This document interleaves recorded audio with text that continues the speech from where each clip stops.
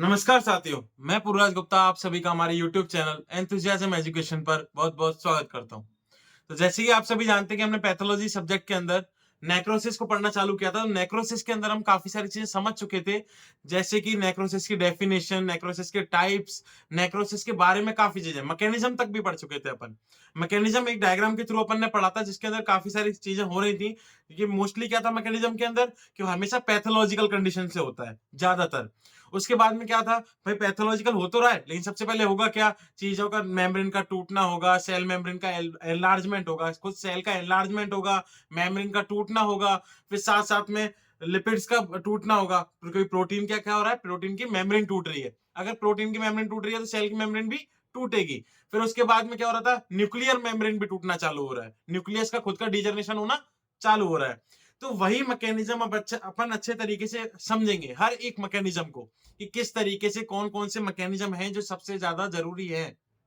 किसके अंदर, नेक्रोसिस के कंडीशन के अंदर, नेक्रोसिस की कंडीशन के अंदर क्या जरूरी है, मैकेनिज्म कैसे कैसे फॉलो हो रहे हैं, और उन मैकेनिज्म के अंदर अपन को क्या क्या चीजें देखनी है, क्या क्या चीजों से अपन को समझ में आता है कि भाई क्या होगा जिसकी वजह से ये हो रहा है, क्यों सेल मेम्ब्रेन टूट रही है, कि क्या वजह है सेल मेम्ब्रेन के टूटने की, क्या वजह है सेल की ज्यादा एनलार्ज होने की। ठीक है, तो हर चीज को समझेंगे। शुरुआत करते हैं मैकेनिज्म ऑफ नेक्रोसिस। तो मैकेनिज्म ऑफ नेक्रोसिस के अंदर क्या है, necrosis is typically caused by severe injury that impair the cell ability to maintain homeostasis. क्या बोला है यहाँ पे, कि सेल इंजरी एक ऐसी डिजीज है जो हमेशा किससे होगी, वो सिर्फ होगी तो होगी सेल इंजरी के कारण। नेक्रोसिस कंडीशन अगर किसी हद तक पहुंचेगी, नेक्रोसिस अगर किसी सेल की डेथ अगर होगी, तो उसकी कहीं ना कहीं वजह क्या होगी, सेल के ऊपर किसी तरीके का स्ट्रेस पड़ना या किसी तरीके की इंजरी कॉज होना। और उस कॉज के कारण सेल का खुद की एबिलिटी खो देती है, सेल अपनी एबिलिटी खो देती है किसी काम को करने से लेकर। सेल अपना काम कर ही नहीं पाती है, सेल का काम करना छूट जाता है। उस चीज को क्या बोलते हैं अपन, नेक्रोसिस। तो नेक्रोसिस कंडीशन होने की वजह क्या है, सेल इंजरी। तो सेल इंजरी की वजह से क्या होगा, खुद सेल अपनी नॉर्मल होम्योस्टेटिक कंडीशन को क्या कर देती है, मेंटेन करना भूल जाती है, खत्म हो जाती है। ठीक, मैकेनिज्म कुछ ऐसे मैकेनिज्म इंक्लूडेड हैं जिनको अपन को पढ़ना जरूरी है। तो मेन मैकेनिज्म इंक्लूड्स, क्या क्या मेन मैकेनिज्म है जिनको अपन इंक्लूड करते हैं। तो सबसे पहला है एटीपी डिप्लीशन। एटीपी डिप्लीशन का मतलब है कि एटीपी का ना बनना या एटीपी का खत्म हो जाना। अब एटीपी खत्म क्यों होगा, क्योंकि अगर सेल इंजरी कॉज हो रही है तो सबसे पहला असर पड़ रहा है माइटोकॉन्ड्रिया पे। माइटोकॉन्ड्रिया क्या है, mitochondria is the powerhouse of the cell. अब powerhouse of the cell है और उसी के ऊपर कोई चोट पहुंचाएगा तो क्या होगा, पावर हाउस अपनी तरफ से इलेक्ट्रिसिटी प्रोड्यूस नहीं करेगा। और यहां पर इलेक्ट्रिसिटी का मतलब क्या है, एटीपी। अगर अपनी सेल एटीपी प्रोड्यूस नहीं करेगी तो सेल के खुद के बाकी के फंक्शन या टिश्यू के बाकी के फंक्शन क्या नहीं हो पाएंगे, हो नहीं पाएंगे, मतलब एक तरीके से वर्किंग फंक्शन नहीं हो पाएंगे, क्योंकि एटीपी नहीं बन रहा। एटीपी मस्ट इसलिए है क्योंकि एटीपी की वजह से बाकी सारी चीजें भी होती हैं। अगर वही चीजें नहीं होंगी तो क्या नहीं होगा, सेल का मेन फंक्शन, मेटाबॉलिक फंक्शन सब बिगड़ जाएगा। ठीक है, तो एटीपी डिप्लीशन क्या हो रहा है, severe injury disturb ATP production. अगर ज्यादा इंजरी हो जाती है, इरिवर्सिबल सेल इंजरी अगर हो रही है, कॉज सेल इंजरी के कारण इरिवर्सिबल सेल इंजरी हो रही है, तो क्या होगा, एटीपी का प्रोडक्शन इंपैक्ट हो जाएगा या एटीपी के प्रोडक्शन में दिक्कतें होना चालू हो जाएंगी, leading to a failure of cellular energy dependent process. और इसकी वजह से होगा क्या, अगर एटीपी का प्रोडक्शन, इसकी वजह से होगा क्या, अगर एटीपी का प्रोडक्शन होना बंद हो गया तो उसकी वजह से जो भी सेल के अंदर चीजें हैं, जो भी प्रोसेस चल रही है, जो किसकी वजह से चल रही है, एनर्जी की वजह से चल रही है। और एनर्जी यहां पे क्या है, एटीपी। एटीपी की वजह से जो भी चीजें चल रही हैं, जो भी प्रोसेस काम कर रही हैं, उनमें क्या हो जाएगी, दिक्कत आना चालू हो जाएगी, वो काम करना बंद कर देंगी। और उन्हीं का काम करना अगर बंद हो गया तो क्या होगा, एक तरीके से सेल खुद को खुद खत्म होना चालू हो जाएगी। ठीक है, तो आगे चलते हैं। Without ATP membrane pump fail. क्या बोला है इसने, कि एटीपी के बिना क्या क्या चीजें नहीं होंगी, एटीपी के बिना क्या क्या चीजों में दिक्कत आएगी। तो सबसे पहली दिक्कत, मेम्ब्रेन पंप फेलियर। सबसे पहले क्या होगा, जो एक्सचेंज पंप है, जैसे sodium potassium pump, calcium pump, जो भी चैनल्स हैं या जो भी पंप हैं जो क्या कर रहे हैं, एक्सचेंज करवा रहे हैं, इंपोर्ट एक्सपोर्ट करवा रहे हैं थ्रू आउट द सेल, तो वो उनका क्या हो जाएगा, फेलियर होना चालू हो जाएगा। साथ में कॉजिंग आयन इम्बेलेंस, आयंस का इम्बेलेंस होना चालू हो जाएगा। ठीक है, नेक्स्ट, सेल की स्वेलिंग होना चालू हो जाएगी। मान लो सोडियम ज्यादा अंदर रह गया तो वाटर भी ज्यादा अंदर जाएगा, तो सेल के अंदर क्या होना चालू हो जाएगी, स्वेलिंग होना चालू हो जाएगी। एंड रप्चर ऑफ मेम्ब्रेन, और साथ में सेल मेम्ब्रेन का क्या होने लग जाएगा, रप्चर होने लग जाएगा। ठीक है, तो एटीपी के डिप्लेशन से काफी दिक्कतों में काफी मेन दिक्कत क्या है कि मेम्ब्रेन का डिप्लेशन होना, सेल की स्वेलिंग होना, आयंस का डिसबैलेंस होना, जो भी पंप्स है उनका फेलियर होना। ठीक है, तो आगे चलते हैं। Increase intracellular calcium. अब सेकंड है मैकेनिज्म में, सेकंड पॉइंट है कि क्या हो जाता है, सेल के अंदर कैल्शियम का अमाउंट जो है वो क्या हो जाता है, बढ़ जाता है। अगर सेल के अंदर कैल्शियम का अमाउंट बढ़ जाता है तो उससे क्या दिक्कतें होंगी, माइटोकॉन्ड्रिया अपना काम करना बंद करेगा, आरईआर अपना काम बंद कर देगा। आरईआर मतलब राइबोसोमल जो एंडोप्लाज्मिक रेटिक्यूबल सॉरी एंडोप्लाज्मिक रेटिकुलम जो है उनके ऊपर जो राइबोसोम्स होते हैं उनका फंक्शनिंग क्या हो जाएगी, खत्म। मतलब इसका मतलब क्या है, प्रोटीन सिंथेसिस खत्म। और प्रोटीन सिंथेसिस खत्म तो क्या होगा भाई, खुद सेल का रिपेयरमेंट वो भी होना खत्म हो जाएगा। ठीक है, तो इसको अंदर पढ़ते हैं। When the cell is injured, जब कोई सेल इंजर्ड हो या जब कोई सेल में दिक्कत हो, कोई चोट आ गई हो, कैल्शियम फ्लड इन, क्या होता है, कैल्शियम अंदर भर जाता है। किसके अंदर, सेल के अंदर। इसको ही बोलते हैं कैल्शियम फ्लक्स। ठीक है, and activate enzyme like protease. और कैसे एंजाइम को एक्टिवेट कर देता है, प्रोटीएज एंजाइम को, जो क्या करेगा, प्रोटीन को तोड़ेगा। ठीक है, phospholipase, protease, phospholipase and endonuclease, और साथ में किसको, एंडोन्यूक्लियस को। ये ऐसे एंजाइम्स हैं जो सिर्फ मारने धारने का काम करते हैं। किसका काम करेंगे, बस सेल को खत्म करने का काम।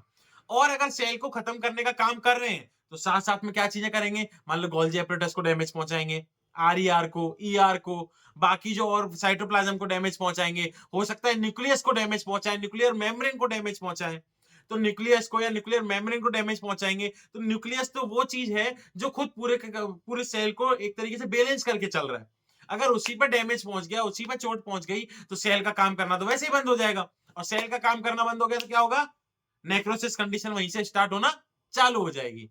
ठीक है, which degrade protein, lipids and DNA. ये जो प्रोटीन निकले थे या ये जो एंजाइम्स निकले थे, प्रोटीएज हो गया, फॉस्फोलाइपेज हो गया, या एंडोन्यूक्लियस हो गया, ये किसको डिग्रेड करना चालू कर देंगे, किसको मारना चालू कर देंगे, ये मारना चालू कर देंगे प्रोटीन्स को, लिपिड्स को और डीएनए को। डीएनए किसके अंदर है, न्यूक्लियस के अंदर। इसका मतलब क्या हो गया, न्यूक्लियर मेम्ब्रेन भी डैमेज होने लग गई। और न्यूक्लियर मेम्ब्रेन अगर डैमेज होने लग गई तो न्यूक्लियस के अंदर क्या है, क्रोमोसोम, क्रोमोसोम के पास क्या है, डीएनए। तो डीएनए भी डैमेज होना चालू हो जाएगा, डाईऑक्सीराइबोन्यूक्लिक एसिड। ठीक है, तो ये मतलब डीएनए जो है उसका क्या होने लग जाएगा, डिग्रेडेशन होना चालू हो जाएगा, मतलब वो टूटना चालू हो जाएगा। और वो टूटना चालू हुआ तो क्या होगा, मेन खुद सेल पूरी खत्म होने लग जाएगी। तो इसने क्या बोला, अगर कैल्शियम का ज्यादा डिपोजिशन सेल के अंदर हो जाता है तो उसके कारणवश क्या हो सकता है, उसकी वजह से काफी सारे एंजाइम क्या होंगे, सिक्रीट होंगे, जैसे प्रोटीएज, फॉस्फोलाइपेज, एंडोन्यूक्लियस। और इन सारे एंजाइम्स की वजह से क्या होगा, काफी सारे प्रोटीन, लिपिड्स, डीएनए वगैरह सब क्या होंगे, डिग्रेड होना चालू हो जाएंगे। ठीक है, तो नेक्स्ट मैकेनिज्म की ओर बढ़ते हैं, मेम्ब्रेन डैमेज। मैंने आपको बोला था पिछली बार भी, डायग्राम में समझाया था पार्ट फर्स्ट के अंदर। उसके अंदर क्या था, काफी सारे डायग्राम्स थे जिसके अंदर बताया गया था लॉस ऑफ मेम्ब्रेन इंटीग्रिटी या मेम्ब्रेन रप्चर। ठीक है, थे। तो मेम्ब्रेन रप्चर होना चालू हो जाएगी। मेम्ब्रेन रप्चर कैसे होना चालू हो जाएगी, क्योंकि ज्यादा लंबे समय तक डिजीज कंडीशन परसिस्ट कर गई है। अब क्या होना चालू हो जाएगा, जो भी पंप्स हैं या फिर सेल का खुद का मेम्ब्रेन सिस्टम खराब हो चुका है, मेम्ब्रेन का एनलार्जमेंट हो गया है, और एनलार्जमेंट होने के कारण भी क्या हो गया है, मेम्ब्रेन खुद रप्चर होना चालू हो गई है, मेम्ब्रेन का डैमेज होना चालू हो गया, उसके पंप्स फेलियर होना चालू हो गए हैं। ठीक है, तो इसके अंदर क्या है, injury disrupt the cell membrane. Injury के कारण सेल मेम्ब्रेन क्या हो जाती है, डिसरप्ट या फिर डिस्ट्रैक्ट हो जाती है, टूटने लग जाती है, एक तरीके से टीयर अप होने लग जाती है। ठीक है, किसके कारण, इंजरी के कारण। और इंजरी कौन सी बोली गई है यहाँ पे, एक तरीके से नेक्रोसिस कंडीशन, इन्फ्लामेशन लंबे समय तक रह गया है, क्रोनिक इन्फ्लामेशन रह गया है, लंबे समय तक कोई भी इंजरी परसिस्ट कर गई है बॉडी के अंदर, जिसके कारण सेल को भुगतना पड़ रहा है।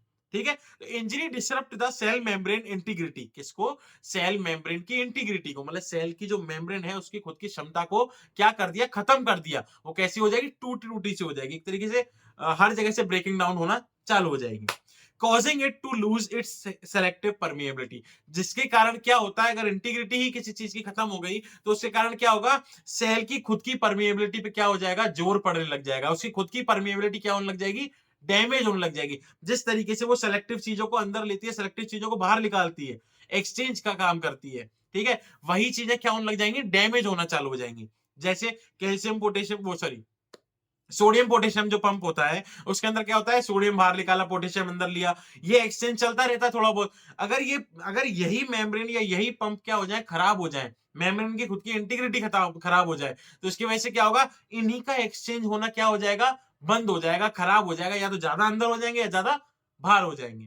ठीक है, तो इसके अंदर कुछ है जैसे, अब नेक्स्ट मैकेनिज्म क्या है, डीएनए डैमेज और प्रोटीन डीनेचुरेशन।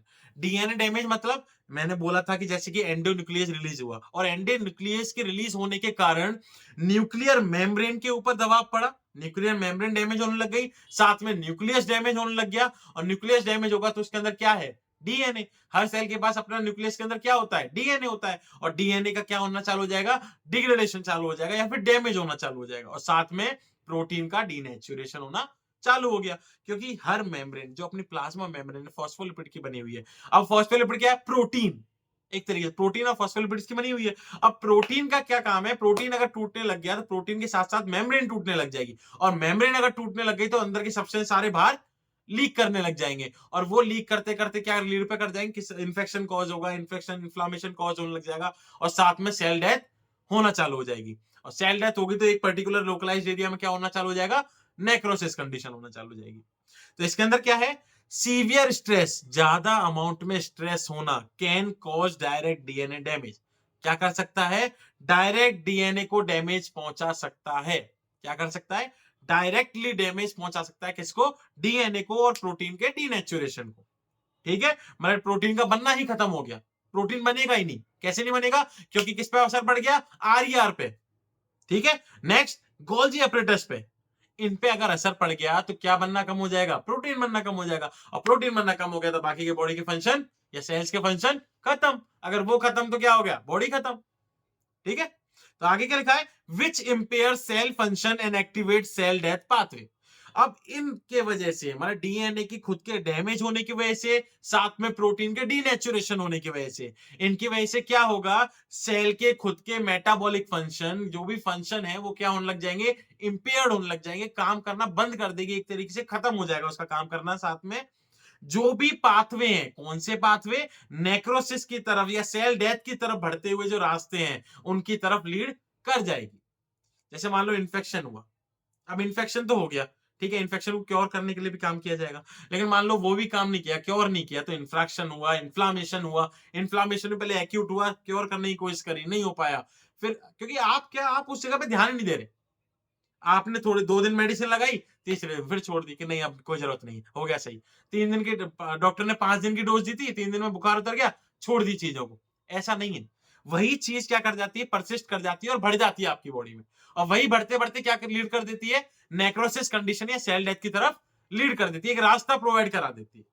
ठीक है, तो नेक्स्ट मैकेनिज्म, ये आगे बढ़ते हैं, क्लिनिकल सिग्निफिकेंस ऑफ नेक्रोसिस, मतलब कि नेक्रोसिस के अंदर क्या क्या साइन एंड सिम्टम या क्लिनिकल सिग्निफिकेंस आपको देखने को मिलेंगे, क्या क्या चीजें देखने को मिलेंगी।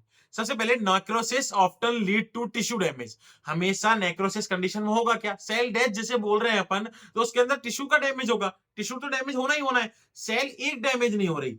नेक्रोसिस के अंदर सेल डेथ अगर लीड कर रही है तो अकेली एक सेल नहीं कर रही, एक सेल के साथ काफी सारी सेल भी सेल डेथ के अंदर आ रही हैं, बाकी सेल्स पर भी असर पहुंच रहा है। अगर सब सेल्स पर असर पहुंच रहा है तो किस पर डैमेज हो गया, टिश्यू के ऊपर डैमेज पहुंच गया या फिर ऑर्गन के ऊपर डैमेज पहुंच गया। डिसफंक्शन, ऑर्गन का क्या हो सकता है, डिसफंक्शन हो सकता है, and inflammation due to release of intracellular content, और बाकी ऑर्गन्स के अंदर क्या कर सकता है, इन्फ्लामेशन कॉज कर सकता है। इन्फ्लामेशन कॉज करने का मतलब क्या है, इन्फ्लामेशन कॉज करने का मतलब है बाकी की जो साइड के ऑर्गन्स हैं या बाकी की जो मतलब जो बाकी के ऑर्गन्स हैं उनके पास क्या हुआ, बाकी के ऑर्गन्स के पास जो भी सेल मरी हैं उनके कंटेंट पहुंचने लग जाएंगे, और उनके कंटेंट पहुंचने लग जाएंगे तो क्या होगा, वो भी इन्फेक्शन इन्फ्लामेशन में लीड आउट करने लग जाएंगे, और कहां तक ले जाएंगे, सेल डेथ तक ले जाएंगे। अगर वही चीजें सेल डेथ तक गई तो एक पहले तो क्या होगा, पहले एक पार्ट में एक सेल के पास है, सेल से और सेलों में फैला, मतलब टिश्यू में फैल गया, टिश्यू से ऑर्गन तक गया, ऑर्गन से हो सकता है और आगे लीड कर जाए अगर उसको रोका नहीं गया तो। जैसे कि मान लीजिए उंगली के आगे पोर्शन में क्या हुआ, नेक्रोसिस कंडीशन चालू हो गई, ठीक है, सिर्फ टिप ऑफ द पार्ट पे, ठीक है, मान लीजिए धीरे धीरे और आगे बढ़ा, क्योर नहीं किया, उस पर ध्यान नहीं दिया, तो आगे तक बढ़ा, आधी उंगली खाली, अब आधी उंगली पे भी अपन ने ध्यान नहीं दिया, ठीक है हो जाएगा सही, हो जाएगा सही, हो जाएगा सही। धीरे धीरे क्या हुआ, पूरा जो इन्फेक्शन था या नेक्रोसिस कंडीशन थी वो आगे की तरफ लीड करी और पूरा यहां तक हाथ को डैमेज कर दिया। अब इस डैमेज के बाद क्या होगा, आपको कम से कम इस जगह से एम्पुटेट कराएगा डॉक्टर। क्यों बोलेगा कि भाई वो कंडीशन कहां लीड कर गई, नेक्रोसिस से भी बढ़कर गैंग्रीन तक लीड कर गई। मतलब उसके अंदर पस फॉर्मेशन, बिल्कुल इस तरीके से कंडीशन हो चुकी है कि बिल्कुल मतलब कि उस हाथ का या फिर उस उंगली का या फिर उस सिस्टम का या उस ऑर्गन का बिल्कुल फंक्शन खत्म हो चुका है।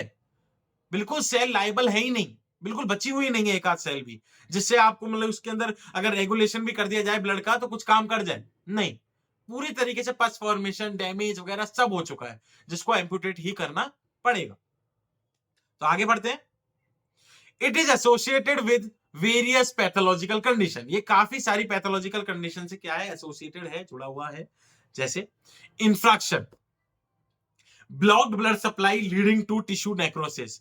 ब्लड सप्लाई के ब्लॉक होने के कारण टिश्यू नेक्रोसिस हो सकता है। इंफ्रैक्शन कंडीशन, अगर मान लो ब्लड सप्लाई को ब्लॉक कर दिया गया, स्टीमिया कंडीशन हो गई, या बाय चांस में कोई नस दब गई और आगे तक ब्लड सप्लाई नहीं पहुंच रही। मान लो आपकी रेडियल आर्टरी और रेडियल वेन एक तरीके से क्या हो गया, दोनों दोनों अल्नार और रेडियल दोनों ब्लॉक हो गई, जिसके कारण आपके अपर सरफेस पे क्या नहीं जा रहा, हैंड के अपर सरफेस पे ब्लड सप्लाई नहीं पहुंच रही। थोड़ी देर तक क्या होगा, जैसे आप कभी कभार हाथ बांध लेते हैं टेस्ट करने के लिए, वो करंट सा लगेगा नहीं लगेगा, ठीक है, हाथ बांध लिया जिसके कारण आपने क्या किया, ब्लड सप्लाई जाना कम करवा दी। ब्लड सप्लाई कम तो करवा दी, लेकिन थोड़ी देर बाद आप क्या देखने लगते हो कि हाथ कैसा पड़ रहा है, नीला पड़ रहा है। अब वो नीला पड़ना क्या हो गया, ब्लड सप्लाई का ज्यादा CO2 का अमाउंट इकट्ठा हो जाना, और CO2 की टॉक्सिसिटी के कारण क्या होगा, सेल के अंदर की खुद की डेथ होने लग जाएगी ड्यू टू हाइपोक्सिया कंडीशन, क्योंकि ऑक्सीजन लेवल नहीं है, और ऑक्सीजन नहीं है तो एटीपी नहीं है, एटीपी का डैमेज स्ट्रेस के कारण पहुंचेगा, एटीपी डिनेचुरेशन होगा तो बाकी की चीजें भी फंक्शन खत्म होती जाएगी। तो blocked blood supply leading to tissue necrosis as seen in heart attack and stroke condition. ये ज्यादातर किसके अंदर देखा जाता है, हार्ट अटैक कंडीशन के अंदर या फिर स्ट्रोक कंडीशन के अंदर, ठीक है। नेक्स्ट, इन्फेक्शन के कारण। Necrosis caused by pathogens such as bacterial infection forming abscess, जैसे lung abscess, brain abscess, fluid का जमा हो जाना एक तरीके से, एक किसी एक जगह पे बिल्कुल बुरी तरीके से मतलब कि इन्फेक्टेड फ्लूइड का जमा हो जाना, जिसके कारण क्या हो जाता है, नेक्रोसिस कंडीशन स्टार्ट हो जाती है। तो इन्फेक्शन के कारण भी क्या हो सकता है, इन्फेक्शन किस कारण होगा, इन्फेक्शन का कारण है क्या, बैक्टीरियल इन्फेक्शन हो गया, बाकी कोई इन्फेक्शन वायरल इन्फेक्शन हो गया, जिसके कारण क्या हो जाए, किन्हीं पैथोजेंस के कारण एब्सेस कंडीशन का जनरेशन हो जाना, ठीक है। वो इन्फेक्शन में मतलब ये clinical significance sign and symptom इस तरीके से बताया किन की वजह से भी हो रहा है और क्या हो रहा है। मेनली तो टिश्यू डेथ हो ही रही है, टिश्यू को डैमेज हो रहा है, ऑर्गन का डिसफंक्शन हो रहा है, ठीक है। साथ में मतलब कि जो भी ऑर्गन इसके अंदर इंक्लूड हो रहा है वो आगे की तरफ बढ़ता जाएगा और क्या करता जाएगा, नेक्रोसिस कंडीशन को फैलाता जाएगा, गैंग्रीन की तरफ लीड करता जाएगा। किस वजह से हो सकता है, इंफ्रैक्शन कंडीशन के कारण हो सकता है, इस्कीमिया कंडीशन के कारण हो सकता है, हाइपोक्सिया के कारण हो सकता है, और साथ में किसके कारण हो सकता है, इन्फेक्शन के कारण हो सकता है, ठीक है। Next, auto immune disease. Auto immune disease cause हो सकती है, जैसे condition like rheumatoid arthritis can lead to tissue necrosis through immune mediated damage. अगर इम्यून सिस्टम डैमेज हो गया तो उसके कारण जो इम्यूनिटी के कारण जो डिजीज कंडीशन होती हैं वो होना चालू हो जाएंगी, जैसे रिमेटॉइड अर्थराइटिस, ठीक है, जैसे जो किसके कारण हो रही है, इम्यून मीडिएटेड डैमेज के कारण हो रही है। नेक्स्ट, टॉक्सिक्स या टॉक्सिन्स एंड केमिकल्स एक्सपोजर। या तो कोई बॉडी का पार्ट या कोई भी चीज टॉक्सिन के कांटेक्ट में आई है, केमिकल के एक्सपोजर में आई है, जिसके कारण क्या हो रहा है, नेक्रोसिस कंडीशन स्टार्ट हो रही है, उस कारण भी डिजीज कंडीशन होती है। जैसे एक्सपोजर टू टॉक्सिन सब्सटेंस और drugs can include necrosis in organ like liver and kidney. जैसे ज्यादा अमाउंट में मेडिसिन लेना, हद से ज्यादा, सिर दर्द हुआ मेडिसिन, थोड़ा सा पेट दर्द हुआ मेडिसिन, थोड़ा सा भी सहन नहीं किया बस मेडिसिन मेडिसिन मेडिसिन। तो मेडिसिन भी अपने आप में एक साइड इफेक्ट दिखाती हैं, उन साइड इफेक्ट के कारण क्या हो सकता है, या फिर आपकी बॉडी नहीं झेल पा रही उन मेडिसिन को, तो लिवर का काम है टॉक्सिसिटी को काटना, और वो नहीं काट पाया, उसके खुद के ऊपर डैमेज होना चालू हो गया, तो क्या होगा, लंग्स वो सॉरी लिवर के ऊपर क्या होना चालू हो जाएगा, डैमेज होना चालू हो जाएगा, और उस कारण क्या हो जाएगा, लंग्स बिल्कुल मतलब लिवर और लंग्स दोनों क्या हो जाएंगे, डैमेज हो जाएंगे।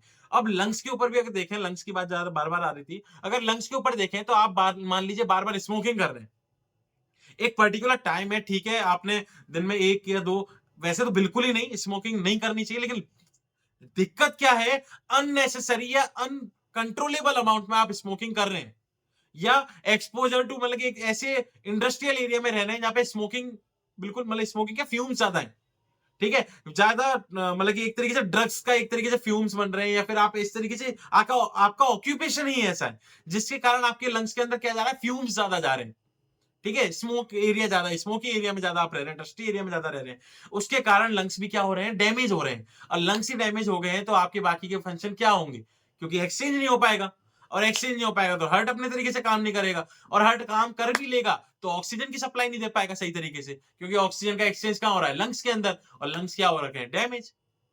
ठीक है, तो नेक्स्ट, हिस्टोलॉजिकल आइडेंटिफिकेशन। हिस्टोलॉजिकल मतलब एक तरीके से माइक्रोस्कोप के अंदर टेस्ट करना, चेक करना। Under the microscope necrotic sales show. Microscope के अंदर में अपन नेक्रोटिक सेल्स के अंदर क्या देखते हैं, क्या देख पाते हैं? सबसे पहला इंक्रीज्ड एजिनोफेलिया। एजिनोफेलिया मतलब रेड स्टेनिंग देखने को मिलेगी जब अपन माइक्रोस्कोप के अंदर नेक्रोसिस का टिश्यू एग्जामिन करेंगे, उसमें आपको क्या देखने को मिलेगा, रेड स्टेनिंग देखने को मिलेगी due to protein denaturation, protein के टूटने के कारण। तो उससे क्या समझ में आ जाएगा, यही एक, अगर इजिनोफिलिया मिलता है, रेड स्टेनिंग मिलती है, तो इसके कारण क्या देखने को मिलेगा, इसका मतलब ये समझ जाएंगे कि प्रोटीन का क्या हो रहा है, डीनेचुरेशन होना चालू हो चुका है। ठीक है, सेकेंड, न्यूक्लियर चेंजेस देखने को मिलेंगे। न्यूक्लियर चेंजेस का मतलब एक तरीके से न्यूक्लियर या तो श्रिंक मिलेगा, श्रिंक मतलब एकदम से सिकुड़ा हुआ, क्योंकि क्या हो चुका है, एक तरीके से अगर दबाव इतनी तरीके से पड़ा है, मतलब एक तरीके से कैल्शियम का ज्यादा डिपोजिशन हो गया है, या फिर आपके बॉडी के अंदर सोडियम, सेल्स के अंदर सोडियम का डिपोजिशन ज्यादा हो गया है, उसके कारण भी दिक्कत हो सकती है। काइनोसिस, ठीक है, इसका मतलब क्या है, nuclear shrink and darken, nuclear shrink हो जाएगा और साथ में कैसा हो जाएगा, डार्क कलर का हो जाएगा। कायरोरेक्सिस, कायरोरेक्सिस का मतलब क्या हो गया, न्यूक्लियस फ्रेगमेंट दिखना। किसके दिखना, न्यूक्लियस के फ्रेगमेंट्स दिखना, अलग अलग अलग अलग फ्रेगमेंट्स दिख रहे हैं आपको। ठीक है, नेक्स्ट, कायरोलाइसिस, इसका मतलब क्या है, न्यूक्लियस का डिसॉल्व हो जाना। न्यूक्लियस क्या हो चुका है, वहीं साइटोप्लाज्म में या वहीं आसपास की सेल्स में क्या हो चुका है, डिसॉल्व हो चुका है। ठीक है, तो न्यूक्लियस के चेंजेस देखने को मिलेंगे, तो आप क्या आइडेंटिफाई कर सकते हैं, किस तरीके का नेक्रोसिस है। ठीक है, next, less of cellular detail. Cellular detail का मतलब सेल्स की डिटेल ही देखने को नहीं मिल रही, सेल की डिटेल मतलब सेल की आइडेंटिफिकेशन ही देखने को नहीं मिल रही, मेम्ब्रेन देखने को नहीं मिल रही, सेल के अंदर के ऑर्गेनल्स देखने को नहीं मिल रहे। सेल आर्किटेक्चर इज ऑफ्टन डिसऑर्डेड और लॉस्ट।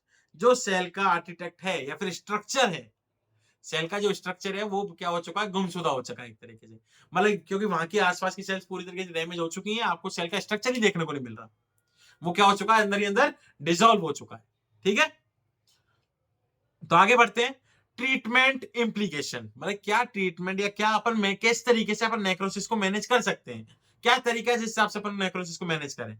सबसे पहला, रिमूविंग द कॉज। किस कॉज के कारण नेक्रोसिस हो रहा है, पहले उसी को हटा दो। जिस कारण परेशानी आ रही है, परेशानी को हटाओ। ये तो होता है, अपन अगर किसी चीज का सॉल्यूशन देखना चाहते हैं तो सबसे पहले अपन को क्या चीज परेशान कर रही है, पहले उसको साइड में करो। ठीक है, वो चीज होता है, तो सबसे पहले क्या बोला गया, removing the cause. For example, restoring flow in cases of ischaemia. अगर इस्चीमिया कंडीशन हो रखी है जिसके कारण नेक्रोसिस कंडीशन लीड कर रही है, प्रोसेसिंग में है, तो क्या कर दो, एंड टू एंड आप क्या कर दो, उस ब्लॉक आर्टरी को या फिर ब्लॉक वेन को क्या कर दो, सही कर दो, जिससे क्या होगा, वापस से ब्लड सप्लाई और अच्छे तरीके से ऑक्सीजन सप्लाई वापस से पहुंच जाए, और क्या हो सकता है, वापस से नॉर्मल कंडीशन जनरेट हो जाए, या वापस से थोड़ा सा सही हो जाए मैटर। ट्रीटिंग इन्फेक्शन, इन्फेक्शन को ट्रीट कर दो, और जो भी टॉक्सिक ड्रग है उनको रोक दो, ठीक है, डिसकंटिन्यू कर दो। नेक्स्ट, रिड्यूसिंग इन्फ्लामेशन, जैसे इन्फेक्शन को रिड्यूस कर रहे हैं उसी तरीके से क्या करेंगे, इन्फ्लामेशन को रिड्यूस करेंगे। इन्फ्लामेशन को रिड्यूस मतलब एंटी इन्फ्लामेटरी ड्रग्स दे दो। Anti inflammatory treatment may help limit tissue damage, वो क्या कर सकती है, इन्फ्लामेशन को कम करेगी। इन्फ्लामेशन को कम करेगी तो क्या होगा, टिश्यू का डैमेज कम होगा। टिश्यू का डैमेज कम होगा तो नेक्रोसिस एसोसिएटेड जो भी इन्फ्लामेशन है वो कम हो जाएगा, नेक्रोसिस कंडीशन रुक सकती है। ठीक है, नेक्स्ट, सर्जिकल इंटरवेंशन। मैंने बोला था अगर नेक्रोसिस कंडीशन ज्यादा बढ़ जाए, गैंग्रीन की तरफ लीड कर जाए, तो क्या कर दिया जाता है, लास्ट में जाके एम्पुटेशन कर दिया जाता है, और एम्पुटेशन करा जाता है मतलब सर्जिकल इंटरवेंशन। सर्जिकल इंटरवेंशन में क्या है, in cases like gangrene, debridement, removal of necrotic tissue, क्या कर दिया जाता है, जो भी नेक्रोटिक टिश्यू है, मैं अभी हाथ से रिलेटेड बात कर रहा हूं, तो अगर हाथ का ये वाला पार्ट मेरा नेक्रोटिक हो चुका है तो इसको रिमूव करके अलग रख दिया जाएगा। प्रोस्थेटिक हैंड लगा दिया जाता है लास्ट में, बहुत सारे तरीके हैं आजकल तो। May be necessary to prevent the spread of infection. क्यों हटाया गया है? क्योंकि नेक्रोसिस उस हद तक पहुंच चुका है, उस नेक्रोसिस की कंडीशन इतनी सीवियर हो चुकी है जिसके कारण से और आगे की तरफ फैलता जा रहा है इन्फेक्शन। तो और आगे नहीं फैले इसलिए साइड में रख दो उसको उठा। ठीक, तो नेक्स्ट लास्ट एक नोट है जिसको नेक्रोसिस के एक तरीके से बताया गया कि नेक्रोसिस ओवरऑल है क्या चीज। तो necrosis is an unregulated destructive form of cell death. क्या है? नेक्रोसिस एक अनरेगुलेटेड, बिना किसी रेगुलेशन के, अपनी मर्जी के मन मुताबिक चलने वाली चीज, डिस्ट्रक्टिव फॉर्म जो क्या करती जाए, सिर्फ डिस्ट्रक्शन का काम ही करे, necrosis condition of cell death caused by external injury. और किस वजह से होती है? कोई भी बाहर से एक्सटर्नल इंजरी हो जाए उस वजह से। रिजल्टिंग इन इन्फ्लामेशन, क्या करेगी? कॉज इन्फ्लामेशन कॉज करेगी। उसके बाद ऑफ्टन परमानेंट टिश्यू डैमेज, और हो सकता है परमानेंट टिश्यू डैमेज कर दे, इसका मतलब सेल डेथ कर दे। तो ये सारी बातें थी नेक्रोसिस की। नेक्रोसिस एक अनरेगुलेटेड डिस्ट्रक्टिव सेल डेथ है जो किसी कारण हो रही है, बाहर के कोई एक्सटर्नल फैक्टर के कारण हो रही है, जिसके कारण क्या हो रहा है? इन्फ्लामेशन, और हो सकता है परमानेंट सेल डेथ। तो ये पूरी कथा थी नेक्रोसिस की। नेक्रोसिस को हमने अच्छे से पढ़ा, वेल एक्सप्लेन्ड है कथाई। आपको मतलब बिल्कुल अगर किसी भी तरीके का 1% डाउट अगर है किसी भी पॉइंट में तो हमें कमेंट सेक्शन में बता सकते हैं। आज का टॉपिक यहीं पे समाप्त होता है, मिलेंगे अगले नए टॉपिक में। Thank you so much.